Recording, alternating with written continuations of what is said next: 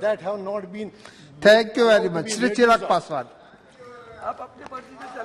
Thank you so much, Speaker sir, for giving me this opportunity कि भारतीय संसद की 75 सालों की इस यात्रा पर तमाम सम्मान्य साथी अपने अपने अनुभव, अपनी अपनी यादें, अपनी अपनी उपलब्धियां, उसका जिक्र यहां पर कर रहे हैं।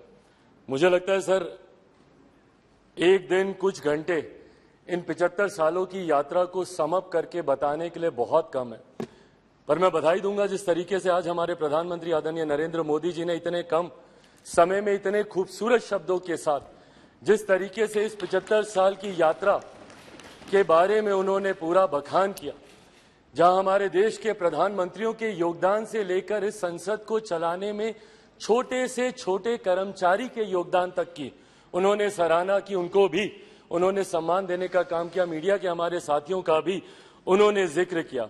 यकीनन कई ऐसी यादें सर इन 75 सालों में रही हैं। सेकेंड टाइमर मेंबर पार्लियामेंट हूं, युवा सांसद हूं, कंपैरेटिवली संभवतः मेरा अनुभव बाकियों से कुछ कम होगा, पर 9 साल का मेरा भी अपना अनुभव है। पर इन 9 सालों से ज्यादा सर मेरा अनुभव मेरे नेता, मेरे पिता आदरणीय रामविलास पासवान जी की वजह से रहा।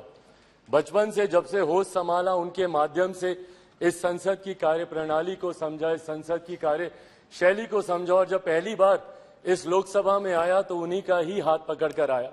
आज जब हम लोग नई संसद में जा रहे हैं तो यकीनन कई ऐसी यादें कौंधती हैं और यकीनन एक भावुक क्षण है। महसूस होता है कि जिस जगह पर मुझे मेरे पिता लेकर आए थे, आज एक नई यात्रा की ओर हम लोग जा रहे हैं। पर प्रधानमंत्री जी ने भी उसको भी बहुत खूबसूरती से बताया कि ये हम जैसे जो आज की तारीख में इस लोकसभा में मौजूद है, संसद में मौजूद है, राज्यसभा के भी सदस्य, हम लोग ले ये गर्व का लम्हा है, जहां एक तरफ हम लोग इतिहास के भी हम लोग साक्षी रहे हैं, वहीं एक नई ऊर्जा के साथ भविष्य की भी ओर हम लोग जा रहे हैं। तो कड़ी बनने का सौभाग्य हम लोग को मिला इतिहास और भविष्य के बीच, जो यकीनन मौजूद यहाँ पे तमाम सांसदों के लिए एक गर्व की अनुभूति कराता है। सर, आज जब हम लोग यहाँ पर मौजूद हैं, यकीनन हर राजनीतिक दल के पास अपने अपने एजेंडे हैं, और एजेंडे हैं इसीलिए वो राजनीतिक दल है। हर किसी ने अपनी अपनी बातों को रखा कि इस विशेष सत्र में ये चर्चा होनी चाहिए, वो चर्चा होनी चाहिए, ये मुद्दे आने चाहिए। यकीनन सर, मेरी भी पार्टी है, हम भी चाहते हैं कि कई विषय हैं जिसपे चर्चा होनी चाहिए। मैं युवा हूं, हमेशा इस बार का मैं पक्षधर रहा हूं कि भारत में एक युवा कमीशन का गठन होना चाहिए, एक नेशनल युवा कमीशन, एक राष्ट्रीय युवा आयोग का गठन किया जाना चाहिए, जहां पे युवा अपनी तमाम समस्याओं के साथ जाएं और अपना समाधान लेकर आए। भारत एक युवा देश है, अलग अलग आयोग यहां पर बने हैं, महिला आयोग है, बाल आयोग है, अल्पसंख्यक आयोग है। ऐसे में देश में एक युवा आयोग के गठन का ये समय है, ये होना चाहिए। साथ ही में हम लोग चाहते हैं sir, women reservation bill pay भी चर्चा हो रही थी, वो भी हम लोग चाहते हैं कि विमेन रिजर्वेशन बिल जल्द से जल्द आए। आज इतनी भारी संख्या में महिला सांसद जो यहाँ पे मौजूद हैं, अपने सामर्थ्य पर जीत कर आई हैं।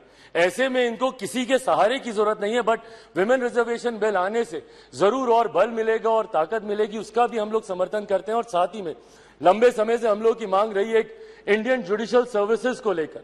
हम लोग चाहते हैं कि एक जुडिशियल सर्विसेज का गठन हो, ताकि समाज के वंचित वर्ग से आने वाले लोग उस स्थान पर पहुंचे जहां से वो न्याय दिलाने की प्रक्रिया का वो हिस्सा बन सके, ताकि उनके साथ जो अभी तक भी रह रहकर भेदभाव या अन्याय होता है उसको दूर किया जा सके। पर इन तमाम विषयों को अलग अलग मंचों पे हम लोगों ने रखा है सर, ऑल पार्टी मीटिंग होती है वहां पर भी, पर हम लोग सिर्फ इन एंटीसिपेशन की क्या होगा, कहीं ना कहीं इस लम्हे की खूबसूरती को हम लोग खो रहे हैं। आज मैं बस यही आग्रह करूंगा कि कौन सा बिल आ रहा है, नहीं आ रहा है, पर ये जो विशेष सत्र बुलाया गया है, ये इतिहास और भविष्य को जोड़ने वाली कड़ी को लेकर बुलाया गया है। हम लोग का ध्यान यकीनन केंद्रित उस तरफ भी होना चाहिए, ताकि इस लम्हे की खूबसूरती को हम ना भूल जाए। पूरा देश नजर लगाए इस पर, देख रहा है कि कैसे हम लोग यहां से दूसरी नई संसद में हम लोग जा रहे हैं। देश ही नहीं, पूरी दुनिया देख रही है। और आज सर, जब डॉक्टर बाबा साहेब भीमराव अंबेडकर जी के बनाए हुए संविधान के आधार पर जिस तरीके से भारतीय संसद के 75 सालों का इतिहास रहा है, मैं उम्मीद ही नहीं पूरे विश्वास के साथ ये कह सकता हूं कि हमारे मौजूदा प्रधानमंत्री आदरणीय नरेंद्र मोदी जी के नेतृत्व में डॉक्टर बाबा साहेब भीमराव अंबेडकर जी के बनाए हुए संविधान के आधार पर ही हम लोग एक विकसित देश की हम लोग नींव रखने जा रहे हैं। और जो लक्ष्य है 2047 में विकसित देश के निर्माण का, उस लक्ष्य को हम लोग नई संसद से हम लोग जरूर अचीव कर पाएंगे। अंत में अपनी बातों को समाप्त करूं सर, मैं जरूर अपने क्षेत्रवासियों का धन्यवाद करूंगा और मुझे लगता है हम सब यहाँ पर हैं भारत की जनता की वजह से, अपने अपने क्षेत्रवासियों की वजह से। मैं जमुई से आता हूं सर, मैं जमुई वासियों का धन्यवाद करूंगा। मेरे नेता, मेरे पिता अगर आज जीवित होते और यहाँ पर होते तो जरूर वो भी अपनी कर्मभूमि हाजीपुर का जिक्र करते। मैं पूरे अपने प्रदेश बिहार का और देशवासियों का धन्यवाद करूंगा जिन्होंने भारतीय संसद को इतना सशक्त, इतना मजबूत बनाया कि आज जब दुनिया भर के राष्ट्रीय अध्यक्ष आते हैं तो वो G20 जैसे इतने भव्य आयोजन को देखकर, जो हमारे प्रधानमंत्री जी के नेतृत्व में किया गया, उसको देखकर देश ही नहीं पूरी दुनिया बढ़ते विकसित भारत के बढ़ते कदमों की सराहना करती है। एक बार फिर से मैं प्रधानमंत्री जी का भारत को नई संसद देने के लिए उनका धन्यवाद करता हूं और यहां पर आपका धन्यवाद करता हूं कि आपने मुझे समय दिया। Thank you so much sir. धन्यवाद। Next speaker Shri E.T. Mohammed Bashir.